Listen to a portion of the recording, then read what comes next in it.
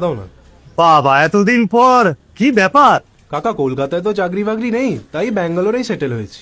তাই এবার ভোটের ব্যাপার কি বুঝছো? আমরাই আসছি।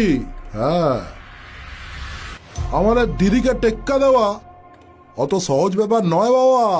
কিন্তু এবার তো সবাই বলছে বিজেপি আসবে। ওদের মাথার ঘিলু ঘুরে গেছে। হ্যাঁ, আরে না গো বিলটে দা, আমাদের পাড়া সবাই কইছে এবারে মোদিকেই ভোট দেবে। এই চুপ কর। ওদের চোখে কি নেওয়া হয়েছে? ওরা দেখতে পায় না চারিদিকে এত উন্নয়ন? উন্নয়ন, এগিয়ে বাংলা। এই হাসছিস কেন? এগিয়েই তো। আচ্ছা বিলটেদা, তোমার কাছে এগিয়ে মানেটা কি?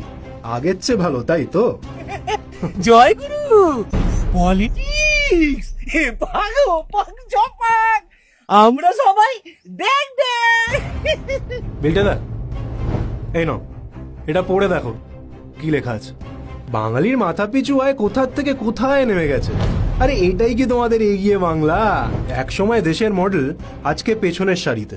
এটাই যদি তোমাদের উন্নয়ন হয় তাহলে তো কচু গাছও বৃক্ষ। গুজরাটে কত বিনিয়োগ আসছে, আর আমাদের বাংলায় শিল্পপতিদের ডাকলে তো সব ছুটে ছুটে পালিয়ে যাচ্ছে। এই সব কথায় গুজরাট কপচানোটা বন্ধ কর। গায়ে লাগছে? শোনো, কলকাতা এক সময় আমাদের দেশের বিজনেস ক্যাপিটাল ছিল, আর আজকে বিদেশি বিনিয়োগের 1% আমাদের রাজ্যে আসে না। আর রাজ্যের ঋণ বাড়তে বাড়তে 8 লাখ কোটি টাকা পার। দিয়ে চাইলে গেউ গেউ কতই রঙ্গ দেখি দুনিয়ায়। বিলটেদা, রাজ্য চালানোর অর্ধেকের চেয়ে বেশি টাকা তো কেন্দ্র দেয়।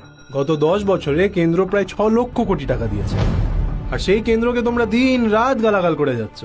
আরে এটাই কি তোমাদের উন্নয়ন? হ্যাঁ, এইবার রাজ্য বাজেটে 5,700 কোটি টাকা শুধু সংখ্যালঘুদের খুশি করতে মাদ্রাসা বানাতে দেওয়া হয়েছে। কিন্তু রাস্তা, সেচ, শিল্প, এটার জন্য তোমার দিদির কাছে কোনো টাকা নেই।